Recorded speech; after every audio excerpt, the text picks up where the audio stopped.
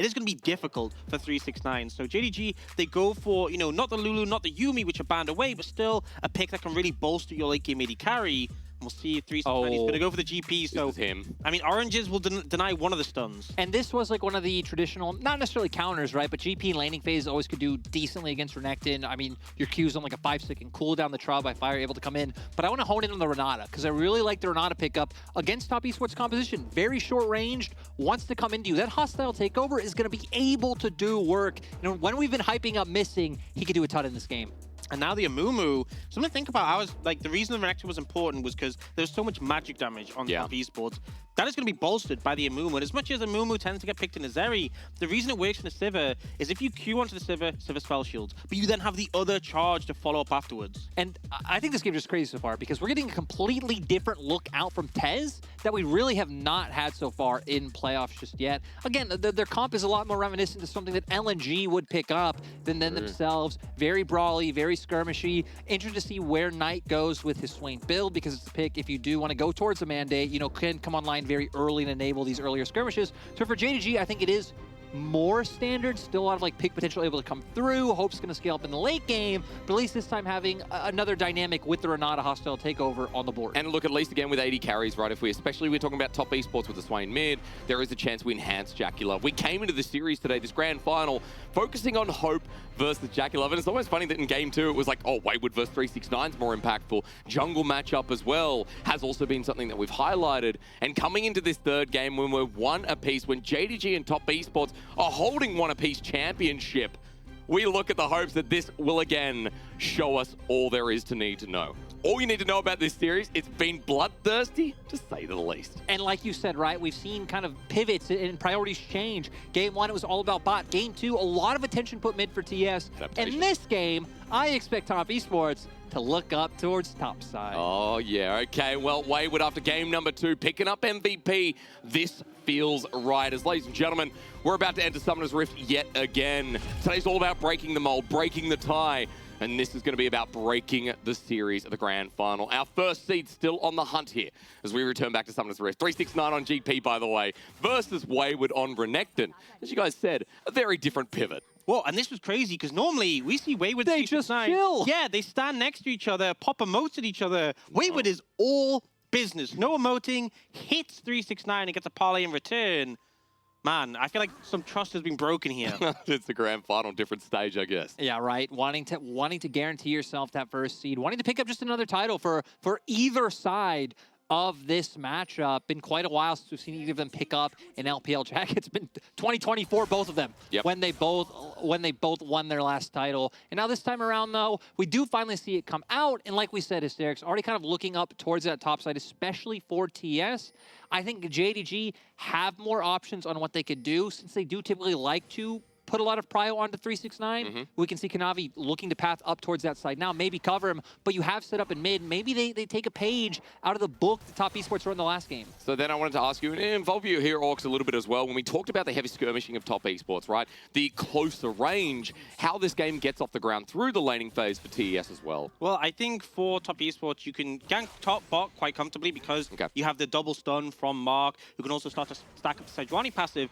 But the top lane is the big one for me. One of the changes that they made recently in 12-14 to Gangplank, they nerfed his base health down quite a bit. They did give him some power in return, like, his passive now scales with crit.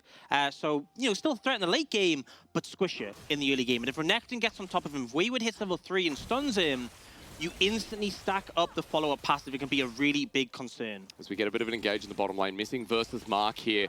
Supports have been mentioned on the analyst desk for a big reason, considering that Missing and Mark have had some of the best splits, and people that we haven't talked about so much in the past are now showing up big here in the grand final. They hit level 2 first, but Jackie-Love and Mark pay the respect. And Missing was someone who was huge on WE's run, but heck, maybe I was going to say maybe we don't get a lot of time to talk about Mark.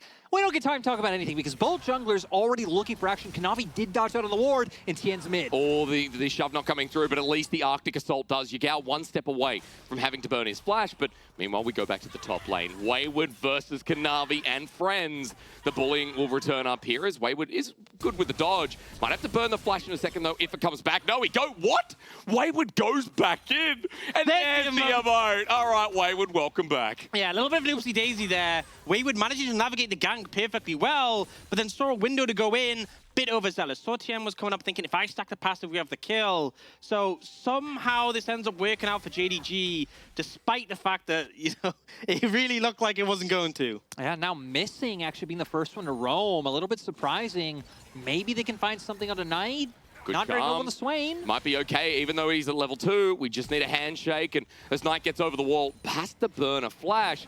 Double summoners down from our solo lanes of top esports. Such a fantastic roam for missing there. And that's the thing with the Swain is post 6, you can pop your ult in a fight and really makes you hard to take down, but you are immobile. You don't have a dash. If CC connects, you're going to be a vulnerable target. With Flash now down, Knight could be an easy gank follow-up from Kanavi. Especially if we keep seeing JDG keep making some of the same set plays, right? To where we saw able to get that push with the Sivir, especially since you do have May. Oh, wait, we just stop again. Man, his early ganking's been insane. It might not be about the early game, but it's definitely about TN as 369's actually turning it. Trial by fire makes it close, and he still has flash. No parlayers. I guess Wayward's relaxing a little bit now, despite being pressured here by 369. We need to remember that 369 did already get a reset and TP back to lane. Yeah. So even though Wayward is forced out, not really losing anything, will now come back with a double longsword in the strength. But now Kanavi should manage to get away since he does have prio in mid. And JDG so far doing a nice job of using that prio they have and of transferring pressure from lane to lane, because it feels like that's really been the thing to keep them in the game so far. But now, Hawks, we're going to get to take a look of what happened here. Yeah, so dodges away from the Q from Vi, and that should be enough. But then I think he wanted to go for 369, flashed in. I think the minion died. He was going to E through the minion to get the second use, but I think the minion died, so it ended up failing. I'm not going to say that that was a defendable play despite that, but I think just a miscalculation rather than just a random play. I mean, look, it's Wayward, right? Just like the rest of this team. As Mark gets an engaged bottom lane, that's Ignite down on a missing as well. Cleanse out, but look, Hope's turning it around with the bailout. A powerful 2v2 that turns on its head. And one of those things, I mean, having the CC on the Renata to be able to get the return damage on, you have the shield as well to enable Hope to be able to take more damage. And now JDG, knowing Vi's on the bottom half of the map, Knight's getting involved as well. 369, good luck. Vision of Empire is going to help out quite a bit before he gets there, but 369 is out safely. So Wayward with Demolish just going to be able to get a plate here, and top esports top side is thrashing. Yeah, but look at the CS lead already in place. If Wayward manages to lie and not deny a lot of this wave, could be huge. But 369 waits a little bit, assumes that they will have backed off, and walks back up. But still, he is in a deficit in this matchup. And, you know, this is new territory for JDG. Yeah. Because teams usually don't prioritize topside more. Heck, coming out of the LNG series, Kanavi had a 20% jungle proximity to the top. That's like double the average in the league. Teams really do not play around this side of the map as heavily. So we're going to get to see how JDG respond to a new situation. We came into today talking about top esports and JDG being like, oh, well, topside could be a little bit more passive, but ever since we've seen Wayward in game number 2 coming in over Qingtian, that dynamic for top esports has been a lot stronger. I feel like there's no way we can currently describe the series as being passive in any manner. Oh, well, yeah. Even though it's 0-0 now, I feel like we've had so many moments where they're trying to push, trying to find these windows, trying to find these opportunities. It's still pretty even as of now, you know, a little bit of an advantage in top lane for Wayward, but you can feel like these teams are permanently testing each other, finding these windows, finding these moments where they can maybe get some give. And we can see now exactly what we were hitting on before with like the support matchup changing, is we're having a lot more movement come out from Missing and Mark. Yeah. Missing was just hovering around the mid lane. Now you start to make your way back down, and it feels like that's going to be the decider. They don't want to fall to the same like problems they had in game 2 of Yagao not having that same agency or urgency on the map.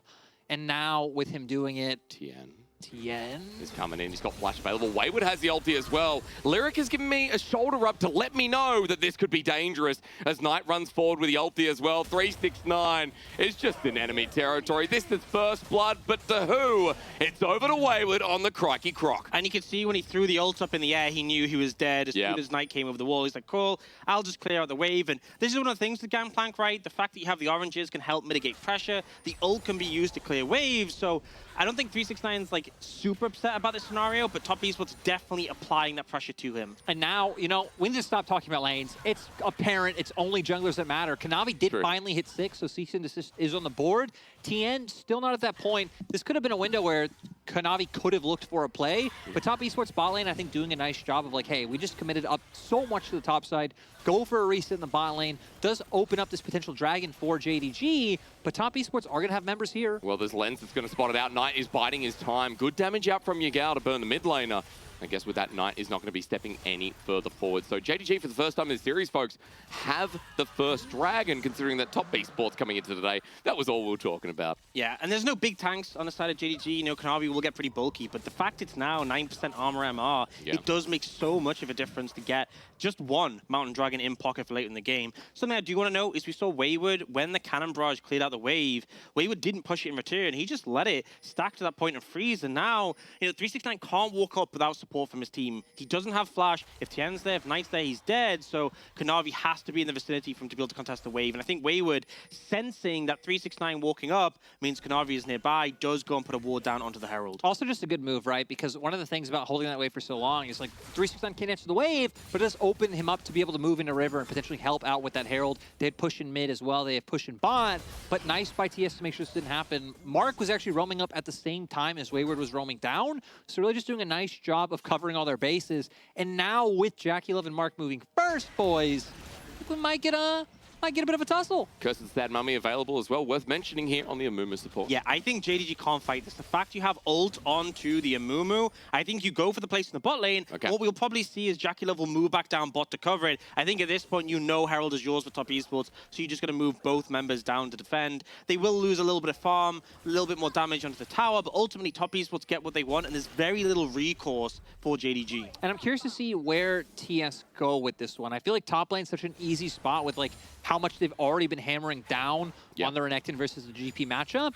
But as well, right, when you look at their composition, getting gold on the JackeyLove would still be the biggest priority in my mind. The problem is they haven't really been able to get any prio down there. With Curse of the Sad Mummy, it does open up the potential for a play. If you now rotate Tien towards bot side, you find the ultimate, that could be an avenue where you could get that down. I feel like the problem is the lack of summoners available. The lack of summoners being taken on the side of JDG's bot lane. The fact that there's still cleanse available, still flashes, hard to make the play. Whereas 369 is down flash. It's so easy to set up on him. True. And I feel like even if he cleanses the ult from Tien, the follow-up will be there, the slow field will still be in place. I think they're going to go for him. And as you talk about the wave setup so big, Wayward even ulting, flashing as well. Orange comes out, Tien now with the permafrost against the turret. The ulti's good, but top esports will not take no for an answer. Where's the counterplay? I mean, I feel like the good thing is he did throw down the cannon barrage within the wave, but I don't even think they need to use the Herald there. They got the kill on the 369, even further ahead for Wayward. He's going to demolish a plate as well. This Croc is going to be a problem. And I love that top esports don't jump the gun on just immediately dropping the Herald and be like, okay, let's get this going. Let's give 369 potential. Just hold the wave close to his inner turret and let him get strong on the GP and scale into the game.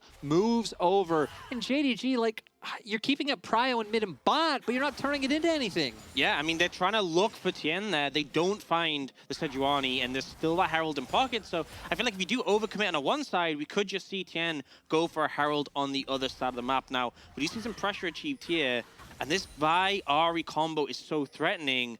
But I still think the problem is with that Herald in pocket, if you show for a play bot, your tower's gone and maybe 369 as well. Going top for the time being, though. 369 going up against Tien here. It feels like a story in the making, especially with Wayward, the rookie taking him down.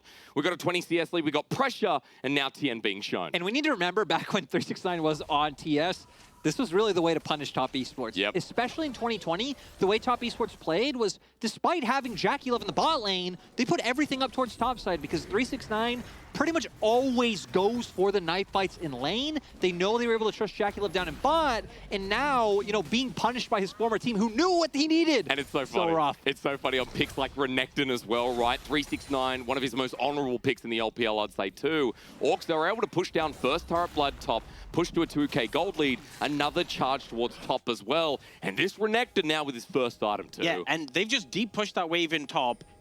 Wayward doesn't need to be top for a while. He can reset and head towards the dragon if he wants, and they can make a play for this in a minute. Like, this Renekton is so strong, I feel like there's no way JDG can win a straight-up fight against top esports as long as Wayward's there. No, it's once again a rough position. It feels hard to say that because we saw what happened in rough positions last Early year. game doesn't They matter. actually don't mean anything. Yeah. But when you come in, not only the strength of the Renekton, we have Tien picking up the Frostfire Gauntlet as well, and you kind of have this very strong early mid-game skirmishing topside, that can be the bridge, that can be the band-aid for Zeri to be able to get to the point where she is strong, because no one on JDG can match. Heck, you have a scaling pick like the Gangplank, you have Sivir down in bot lane, you definitely don't have the power to react. Everything from JDG right now, in my mind, has to come out from Kanavi, Nigao, and their ability to just pick someone off, you know, 2 screens away. The problem is, though, who do you pick? Because Jackie Love has True. cleanse, and everyone else is pretty bulky, and most of them have flash as well. If you jump on a Knight, and he is able to pop the stopwatch, he's able to pop his ult, you lose. If you jump on a Tien, you probably don't kill him in time, so I just think it's impossible to fight. They'll let 369 push up top lane, have some alone time, but you can see Wayward's already moving back. They know the dragon is theirs, and they really won't lose much on this top side. Might get a Demolish proc here to get the first play, but you're right. Not much in the comparison as Wayward for the yeah. flash. Bit disrespectful, I would say, from 369. He sees this big crocodile coming over, and it's like, I really want this plate. But never the case, right? I want to come back, Orcs, quickly. You know, we're looking so badly on how JDG find anything in this game, how JDG kind of stagnate the game and find an opportunity. Right now for top esports, what we're seeing is this game enveloping a little bit, but to counterpunch that a little bit, even though I brought up the point, JDG did get the first dragon. I want to ask you a little bit about how much that means in the grand scheme. I mean, it buys you 5 minutes. Bare minimum, it buys you 5 minutes before stall, because in the state of the game at the moment, JDG just want to stall the game out. When you look at how the team fights will play out later, once his Gangplank is online, once Sivir is online, this is a very short-range composition from top esports. The ult from the Renata will be devastating. The bouncing blades will have so much impact. So it's a matter of stalling the game out, leading to the later stages, but top esports don't want that to happen. No, top esports still looking to accelerate. 369, no flash. Oh! He does miss. He has orange still available for the permafrost, and at the max range, Wayward gets killed. They flash on top of him, but this is still a Renekton. It's a Renekton with one item. It's going to take a lot to kill, but at least the Orb of Deception does it. Now with another Spirit Rush, Tien's the next target. A flash from Yagao, and there we go. The Ahri in the game, but Knight's joining in. Doesn't have his first item. Meanwhile, flash to the bottom lane. We were quiet for too long, and JDG have been launched onto the bottom line. Jackie Love gets his first kill. No slow onto Hope, but all of a sudden, we're blowing out this game 3 a bit. Mark just full on sending it down in the bot side to make sure that that's able to come through. They lose it on top. They did give a bounty over. Yagao getting a bounty on top of, the kill gold and another kill, but still TES, full control, full momentum. I would still say it's positive for JDG, though. The fact that they were in this deficit, the fact that Renekton was so strong, and they still managed to pick up the bounty, get 2 kills, it's still top esports doing what they want to do, but JDG, anytime they answer back, you got to feel like this is positive for them. You guys were talking about the Ahri Vi combo. We've talked about it all series long, or split long, let's be real, and Yagao having the kills does feel like it's worth mentioning, considering that this Ahri now a bit unlocked. Yeah, and we see here, I mean, just so unfortunate from Tien not able to land the ultimate. They, of course, still have the damage to be able to take him down, but now everything blown from Wayward and Tien. Nice flash from Kanavi to be able to follow up. Still had the ultimate there and available to make sure the kill goes down. And then now with Tien nowhere left to go, doesn't matter if Knight's nearby, they aren't able to save him. And I love the patience, the fact that we had the ult come out from Vi, but the charm wasn't used immediately. They managed to finish off the kill and save it for the next one. Here, just a flash ult coming in from Mark here, leaving no window to outplay and missing. Even though he burns his flash himself, he's still caught out. And I feel like just JDG feeling so pressured, right? Their bot lane pushing so far forward, knowing, hey, we're falling behind on top of the map. We need to make things happen. They've done a nice job of guaranteeing this turret, but like with all things, it is a trade. You look at where Wayward is on the tops of the map. That inner turret for JDG really close to going down, and now Tien should be able to get this Herald for free. And Wayward is at 7k gold as well. You look at Hope in response, 300 behind. You look at 369. Yeah, dude. Look, I can't see him. Oh, at the bottom. Well, unfortunate. Wayward versus... All right, okay. I was gonna say, I feel like that was I watch Wayward. I see no emotes. I get a little bit spicy as well. And I will say, coming into today, we had a bit of a conversation about these two, but 369 versus Wayward, old versus the new. Wayward right now showing the new is a lot better as over that wall. I'm ready for this, guys, because JDG could be walking into a trap. Yeah, JDG are hoping that someone from TES walk up and find a pick. I don't think there's any world there where JDG hard force into River. You're like, okay, just going to walk up, try to clear it a ward. We have the charm. We can combo that into the Vi ulti or Q and just be able to find that kill. But top esports, not going to fall for those shenanigans. I am feeling a little bit concerned, though, for top esports. Despite the fact that Renekton is ahead, it's only like a 400 gold lead. Yeah. The Ahri and the Sivir are fed. And if we go to the late game, I would much rather have a fed Sivir than a fed Renekton. They need to leverage this advantage in the mid game. They have the Herald. I want to see them take that mid-tier 1, and then they can apply more pressure, push deeper into the enemy jungle, and start to sweep up these dragons. If they give any more gold over to JDG for free, they could really start to feel in a rough spot in this game. Yeah, it's been a really interesting dynamic so far with TES with the Renekton, right? They tried to make that one play. It doesn't work out. Both of them die. They give over the bounty. And now they're not even trying to leverage or play around that Renekton strength. They're being like, hey, you're strong enough to just deal with the other members of JDG on your own, and they're going to invest more resources into playing around this bottom half of the map.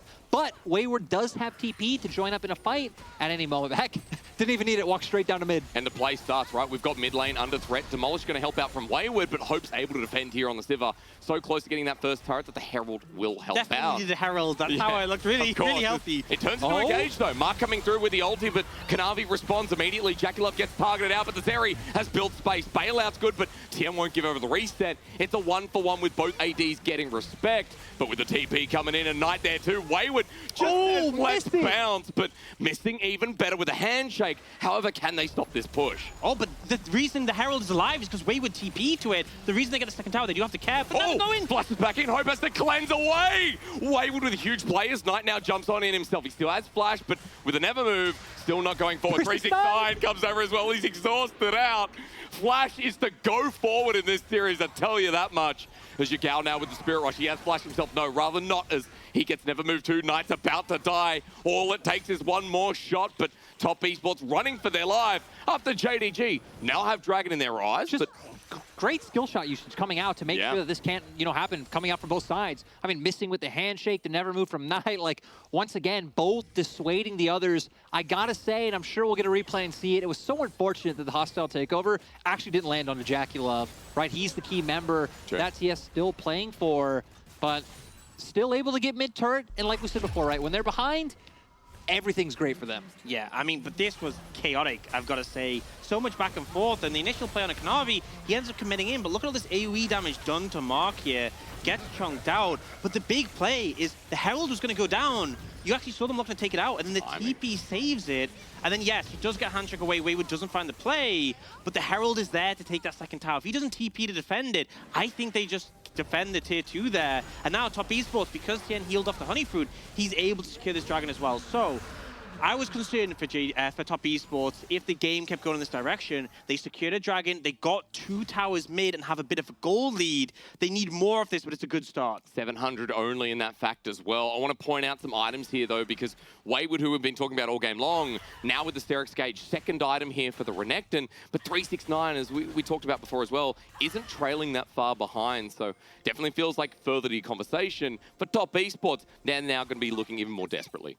Yeah, I mean, especially now, right? Having the Mortal Reminder now picked up, you have 2 items on Yagao as well. Yep. So we're at a point where fights are going to be incredibly close. We're close in objectives, turrets on the board. And for JDG, they're going to start feeling more comfortable as the game goes on, playing through these side lanes. But Top Esports don't care about sides. Use the Vault Breaker as well. Tien has the ulti available, launches it into Kanavi. In the 1v1, now exploded into a team fight. Tien gets ultied out, but he's popped up by the blast going, but look at where Knight is. The Swain's going to get the never move onto Yagao, taking on 3 people. Kanavi somehow getting Tien, but JackeyLove with the response. The TP comes through. Chaos is our game, apparently. Is Mark with the ulti on his deathbed. Sets up JackeyLove and cleanses away from the handshake, but it's a Zeri. It's a Zeri. It's a Zeri. And Yagao knows it. Now next on to Hope. JackeyLove first the world. If you can beat me, you're the better AD carry. But JackeyLove remains God. And we saw how important it was. Once Kanavi's down, they don't have a way to turn on a JackeyLove. They don't have a way to lock him down and get the damage to stick. And that's enough for JackeyLove to be able to take over. And with the ramped movement speed, you see 4 low health members, you know JackeyLove will never back down from that situation. This is unfortunate because Wayward is about to proc the stun for Tien, but he throws the ult, not thinking they'll get it. And then it gets very messy. This disengage comes in, but I have to appreciate the patience from Mark. Gets CC there, so doesn't find his ult window, but holds onto it and finds this new opportunity. You can see JDG doing a fantastic job of kiting out these short-range characters, but then Mark trades his life for the greater good. Oh my God. I just feel like at this point, too, it's so hard, right? Oh, we're back. Again, we're coming out. I love slower early game, but it doesn't mean that we're not going to keep fighting. Wayward the first to die here, which is always good news for JDG. Yagao following up onto Knight, looking for the Charm. Orb of Deception first comes out. Charm not dodged away into the Demon Ascension, but Knight's going to die. Mark get a bandage toss, but Top Esports are going in 1 by 1. The Ants marching into death as Yagao forcing another flash. And JDG have just been gift-wrapped a big fight in front of the Baron. Yeah, Baron's up. Cannon Barrage is actually going to be up soon, which could be so instrumental in trying to make Top Esports not come in. But with Smite on the board and Zeri up, I guess they're not confident enough. It's too risky because I don't know if you look at it, but you know the ult from Amumu? It pretty much fits 1-for-1 into the Baron pit. And I feel like if you go for that play against the Zeri, I could see it going really bad. It's still positive play for JDG, but they won't push it any further. Those risks haven't stopped LPL teams, or more specifically JDG, before. True. You never know. You know, we saw in the previous game when Top Esports were fighting against Elder and still went for it.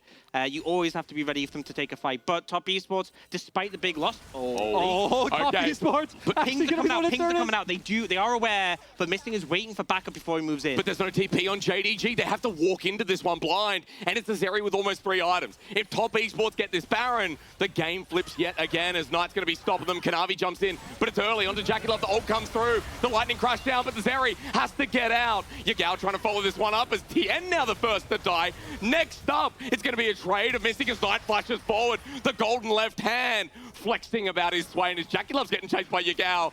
Still here from the side, but Top Esports are picking apart the pieces. This is so chaotic. Keep re-engaging. And Knight now getting caught out on a 369, flashing into his old teammate. He goes golden, but Wayward's joining in as well. Jackie Love here, but no ulti available. Yagao doing the damage, and Hope following through. 10 for 10, and game 3 is about as chaotic as a quesadilla. They're still looking. They're trying to chase them down. They have the movement speed from the Sivir, but it's not quite enough there. Man, they just kept wanting to commit to the fight. And Mark, he might be caught. You know what? It isn't a movement, but without ulti, without flash, he puts the thumbs up, and Kanavi doesn't have the ulti available. What's up, gents? 35 seconds till Dragon. That's the thing. JDG haven't reset yet. They need to recall, and Top Esports are already coming back on the map. With the Dragon in 30, this would be the 3rd for Top Esports. And I want to say, people like to discredit Cloud Soul. Movement speed would have been a massive factor in that last fight. I mean, especially when you have, characters like Swain coming out. But man, once again, so unfortunate for JDG. They come out ahead in the fight. TN missing the ultimate, but keep your ears on Jackie Love. Dodges out on the hostile takeover once again. And then Yagao trying to chase him down on the opposite side of the fight. Knight able to do a lot here in zoning out members of JDG, forcing these flashes. But having this threat from 2 sides makes it very hard for Top Esports to commit anywhere. And then once 369 gets involved, Ox, everything just turns around. And I'm just going to say, Yagao with these charms has been so good. But he still gets away. It's so sad. It's so tragic. And we do see Top Esports picked up the Dragon while in the replay. JDG moved over to the Baron, but this is one of the problems against the Swain. That Visions of Empire, that W, on such a short cooldown, it can just scout it out repeatedly. But I want to pull out as we come back from the replay, it's a 3-item Zeri now. We've been talking about it all day, all year, every time Zeri's in the game. 3 items here versus Hope, as Baron is kind of blind right now for Top Esports. Yeah, we do see Hope. He does have 3 items as well, right? But having to go towards that Lord Doms because of the amount of tanks on the opposite side. So at a point now where Jackie Love hitting pretty much everyone on JDG at full force, because like Ox mentioned earlier, right? We don't really have a huge front line for the side of JDG, so I think you still are relying a little bit more of like someone from Top Esports walking in blind without vision, or someone trying to face check, force your way in, get your own line of vision down. Top Esports don't fall for it though, and we're back to the ping-ponging of waves. Yeah, I mean, I feel like Baron is still a potential. We saw, obviously, Top Esports did try and sneak it before, but I feel like both teams are going to be keeping a keen eye on that one. And Top Esports can honestly just lean towards that Dragon. But, as you said, Sivir's picked up a pickaxe that IE will be next. That's the point where she starts to become a real massive damage threat and a big problem for the side of Top Esports. And last game, Jackie Love was on that Sivir in the same reverse matchup, right? And Hope wasn't able to carry the game on the Zeri, so we know that Sivir can be as much of a threat. Stopwatch now on Jackie Love too, as we hone in on these 80 carries around these neutrals. Vision's still being cleared out by Top Esports, and they've done a pretty good job of making this whole river concealed from JDG. And it's really rough, right? Now having to worry about the Zeri W coming in and Kanavi. At least now they're going to know information given away, so JDG can start pushing in mid. Oh, he gets someone in Yagao as he runs away. The first part of the ulti's now burned. Top Esports getting out as Yagao jumps on in. There's a Cannon Barrage too. Yagao gets the charm onto the jungler. Kanavi jumps in, but Mark's ulti hits the 3-man in the back line. And Top Esports come around the rim, ready to blow them all up. Hostile takeover is beautiful though, as Kanavi now jumps onto Jackie Love. But as the 80 carry stands strong, it's up to him. He flashes forward, bailout, won't save him. Jackie Love in the heat of the fight gets hand shook, gets golden, but Yagao waiting for him on the other side. He finally goes down. Jackie Love dies with JDG sealing the deal in Game 3. And with Kanavi actually surviving this time throw to fight, you can see Jackie Love was getting ready to pop off. The swagger and confidence were there, but Kanavi comes in with the Q, locks him down, and now able to start taking some structures on the map. As you can see, the chase down potential. You get out on this Ari again, so clutch in these fights. He's the one who gets hit initially and has to be in the ultimate, and then JDG go, look, we've been Ari ultimate. We don't want it just to be a 1-for-1 in ult. We want to fight. They pop the cannon barrage. They start to chase down. The charm hits on a TN, and that starts the fight. Mark does get a great ultimate to allow both Wayward and Knight get in. Oh, he missed. Unfortunately, he didn't connect there, but look at what Yugao does right at the end. It's initially Kanavi getting on a Jackie Love, but the final charm of the fight is everything for JDG. We're going to see here, right? Jackie Love feeling it, thinking he can go in, start to take the fight, but the charm instantly coordinated with Kanavi going in with that Q to make sure that they can finish off the fight. Sadly for JDG, not able to turn it into a Baron or into anything like huge and game-changing, but still, this is a great lead. They were able to push down a turret mid, I believe, off of this play, and now we look, they're the ones up in gold. And I said seal the deal, right? What a lie. What rubbish from this play-by-play caster, dude. Nothing in this series has been sealing the deal until the Nexus falls. As at least for JDG, as you said, a bit more gold on them as well. We have a 3-item R in the mid lane. Infinity Edge still not there yet for Hope Orcs, so that's a big deal still to be noted. Something to note there was the summoners, right? Jackie Love, no flashing cleanse, whereas Hope has both his summoners, so does 369, but it's the frontliners, the top esports, Wayward, Tien, Knight, all have their summoners available. So in terms of starting a fight, top esports have those tools, but in terms of finishing it, Hope is in prime position to pop off here. I feel like it kind of works the same reverse, right? Because we've seen a lot of the big impactors in this game have been Yagao and Kanavi, and like, right, they both have mobility just in their kits, they have ults available, so the potential is still there, but them not having flash as well. If Jackie Love does a great job of just, staying on the outskirts of this fight, and then Tien and Wayward can buy time, can go in with that engage that you talked about, could be quite hard for Hope to be able to find that impact. So basically, it's about who finds the better engage first, which is kind of the story of this entire series and the last semifinals as well. Both these teams just hunting for their window, for their opportunity. Now, TP comes in from Yagao, Dragon in 25, and this would be solved for top esports. It's just hilarious again. Early game doesn't matter. It's all about these team fights. And as you said, for top esports, Soul, but for JDG, another window to delay this game that we talked about the team fighting in. Kanavi now having priority and Vision being choked out. But top esports, look, are just going to go the other way. And this is what we talked about last game, right? That when you're the team to get on Soul Point, you just have a plethora of options. Like, sure, you don't want JDG getting another Dragon and buying more time, right? They have GP and Sivir, but just the fact that you can get this Baron and then try and force an advantage forward is a great position to be in. JDG, though, might get baited in. Top esports Knight trying to find a pick. Oh, they're looking for the angles. Wayward is also postured on a bit of a flank there, but JDG just pushing the mid wave in. They have such good vision control around this mid lane, but now they're pushing forward. Kanavi just, he vault break it in, Kanavi now having to ult to commit, but even with a hostile takeover, will it be good enough? As he drops on down, Jackie Love now has a free ult and a free shutdown. Knight's been poked out though, so good opportunity for JDG to get it back as Knight runs through the cannon barrage, flashes out. 369 gets the response. But for top esports, they've just taken down Kanavi clean. I feel like the ultimate for the Monada did so much there. It did. Kanavi did go down, but so much was expended, and the rest of JDG was still in a position of power. But jungler down, it's Baron time. Absolutely crazy, man. The confidence of Kanavi leading to this play from top esports. We do still have a ton of AoE damage on GP and Sivir, though. But Mark's angle is what I want to talk about, because this Amumu has flash. He's coming in red hot, wants to return to Worlds as first seed this time, as he jumps on in, flashes! Mark has sealed the deal with Jackie Love getting 369. A double man never move. Top esports are low on health bars, though is Yagao. Tries to carry against the charm. Max range. Tien jumps on in. Jackie Love's out of the fight. How do they win it? How do they win it? How did they win that fight? And we see once again from JDG, they're still going to chase down Jackie Love, but still the difference maker is the positioning able to come out. No! Revenge. Jackie Love, it does look like he'll get away, but cease and desist on Kanavi. He also has flash. Jackie Love should just be dead. Well, he's over the wall at the very least. He's flash almost coming up. He's buying time flash. And yeah, Jackie Love, stop moving. Kanavi beats him in the face, and JDG once again show us that this could be their game. And now they're just pushing mid. Death time is along. It's only markup. I don't think they'll be able to end off this, but Baron and Dragon, they're going to try. They're going to go for it. They might be able to. Look at that. Jackie Love won't be up for 40 seconds. Next turret's getting hit down for JDG. They may have hope, but they have much more than that. Knight gets hostile takeover, and now moving to match point. Jing Dong Gaming can feel the revenge, trying to get that first seed now in the position. On match point.